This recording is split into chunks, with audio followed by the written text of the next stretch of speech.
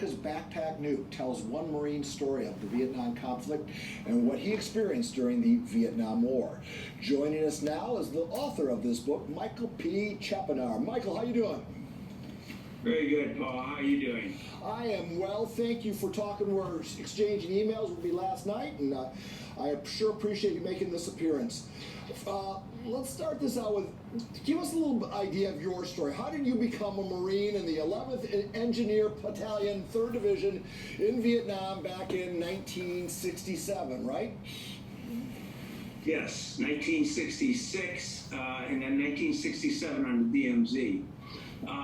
A fellow once said, ask not what your country can do for you, ask what you can do for your country.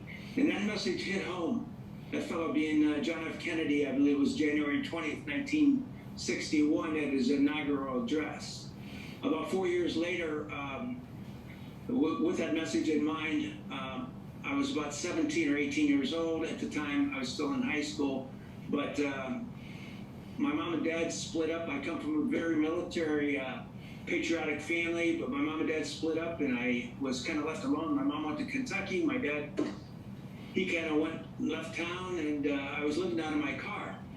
And I met a wonderful girl named Angela, and it turned out to be a beautiful love story. We're still married. In 1965, upon graduation, I was playing a lot of baseball, but upon graduation,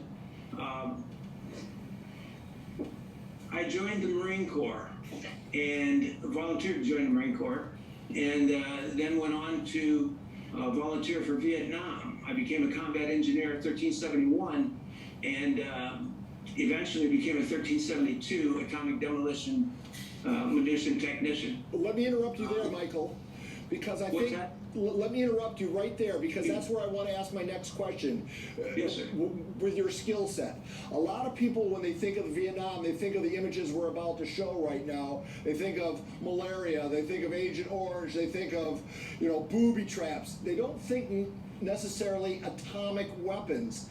And you're here to tell me that that's not the case, that the Vietnam conflict war almost went nuclear. Explain to us how that came to be. Well, there were situations on the DMZ evolving, and the Marines were tasked with the job of stopping the flow of armament from the north to the south at the northwest corner of South Vietnam, along the Ho Chi Minh Trail. And they were running quite a few supplies down there, and that base was indispensable, called Khe Sanh. Right. Khe Sanh being out in the middle of nowhere, but was, like I said, tasked with that responsibility of stopping the flow of arms to the south. General Westmoreland and President Johnson knew if we lost that base, we'd probably go on to lose the war. And it was almost it was a situation where you were tasked with saving the base at all costs. During the times of bad weather, when there was little or air support was non-existent, would be the time for the enemy to attack. And without air support, there were about 40 or 50,000 enemy troops moving in and surrounding the area. One of our alternate strategies was to use a tactical nuclear weapon. But Michael, a backpack nuclear weapon. Yeah, most people, when they think nuclear weapons, they think missiles and big bombs. You're talking about a 90-pound backpack, right? That you were going to carry into this conflict. Yes. The actual weapon weighed about 65 pounds, but with total equipment on it weighed up to 90 pounds.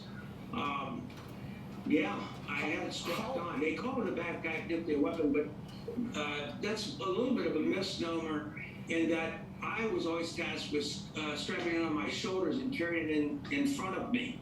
And I carried it in a rucksack. Generally speaking, if you're going to carry it for some distance, you carried it on your back in a fiberglass and aluminum case. All that equipment, and if you were going to parachute with it, which I never did parachute with it.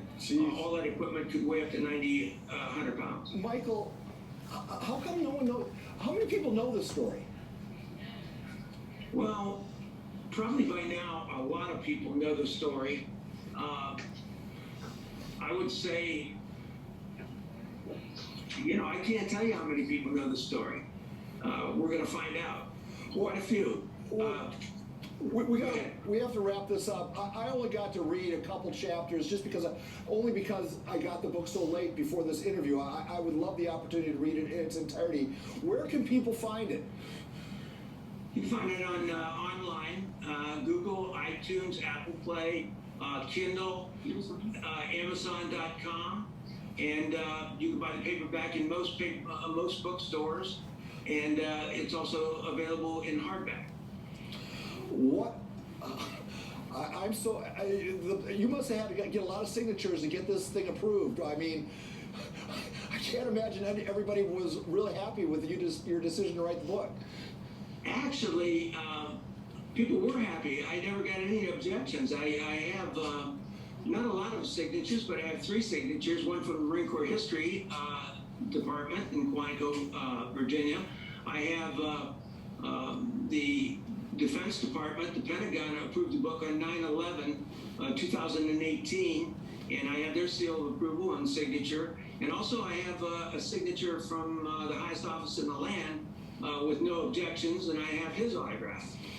Well, on that, we'll call it a conversation. Michael, thank you for making time for us. I wish you great success with the book, America's Backpack Nuke. And I'll tell you what, it really it makes, we dodged a bullet back in '67, but it makes me concerned because that technology has gotten smaller, more powerful, and, I'm sure it keeps you up at night as well. Actually, it really doesn't keep me up at night at all. It takes a lot more than an irrational enemy or foe to set one off. It takes a lot more than you might imagine. Well, on that comforting note, we'll call it a conversation, and I wish you great success with the book. Thank you very much. And thank you for having me. Oh, you bet. Michael Chapanar. The book, again, is called America's Backpack Nuke, a true account, love, war, history, and drama. The mission was far beyond the call. Spring may be right around the corner.